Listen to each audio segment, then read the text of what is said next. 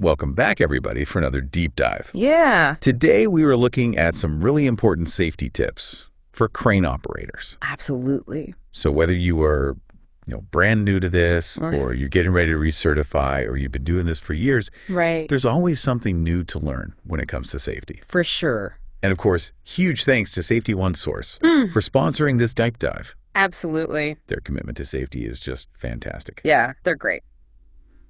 So, okay, let's jump right in. Let's do it. We've got some excerpts here from safety regulations. Okay. Really think of this as like a cheat sheet for staying safe on the job. Yeah. We're going to focus on two key areas. All right. First up is fire safety, Okay. and then get this cab organization. Cab organization, huh? Yeah, right. Huh. You might be thinking cab organization, really. Yeah, I was going to say, who would have thought? But trust me on this one, this stuff matters. Oh, it does. It really does. Okay, so fire safety first. Okay.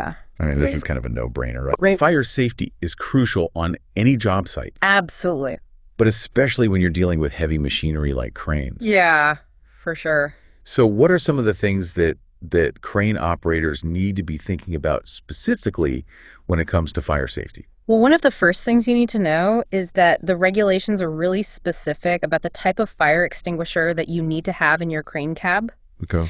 It has to have a 10 BC rating. 10 BC. All right, break that down for me. What does that actually mean? So the BC part tells us the types of fires the extinguisher can handle. Gotcha. So B is for flammable liquids, Okay. which is important because you've got fuel Right. and you potentially have hydraulic fluids on a crane. Yeah. C covers electrical fires, and again, super relevant because of all the electrical systems on a crane. Of course. So then that leaves us with the 10, and the 10 basically indicates the extinguisher's like relative effectiveness. Okay. So you can almost think about it as like it's firefighting power. The higher the number, the larger the fire can handle.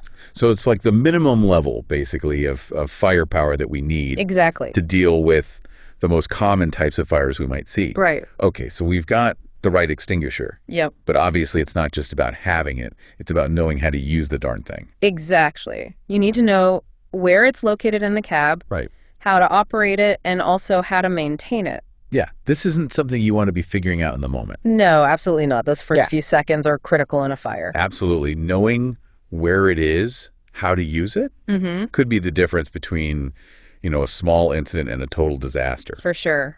Okay, let's shift gears a bit and talk about something that maybe seems a little less exciting, but is still super important. Okay. Cab organization. All right. I know some of you out there might be thinking like, oh, organized chaos is my system. Uh-huh. Yeah. I can relate to that. But here's the thing. Yeah.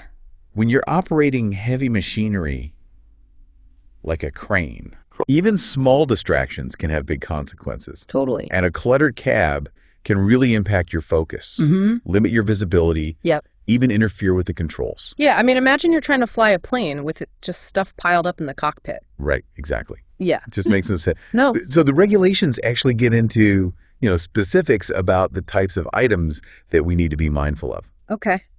So let's start with personal belongings, right? Right. Your bags, your jackets, coffee cups, all that stuff. That all needs to be stored securely so it doesn't get in the way. Right.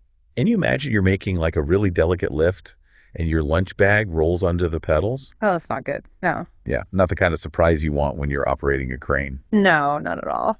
All right, so what about the tools and equipment that come with the job? Where does that stuff go? So that's the second category that the regulations focus on. Okay. So your tools, oil cans, rags, all of that needs to be kept in the toolbox, Okay. not lying loose in the cab. Again, it's all about minimizing distractions and potential hazards. Yeah. You don't want a loose wrench rolling around underfoot. Right. Or worse, becoming a projectile if you have to brake suddenly. Exactly. So it sounds like, the big takeaway here is that a clean and organized cab really translates to a safer work environment. Absolutely. It's about being proactive and eliminating those little things that could turn into big problems. Right. And it's about creating a workspace where you can really focus on the task at hand, Right. which, let's face it, operating a crane requires a lot of focus. Absolutely.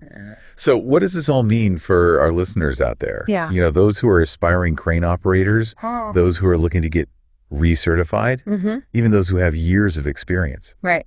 I think the message is really clear. Yeah. Safety goes beyond just knowing how to operate the crane. Absolutely.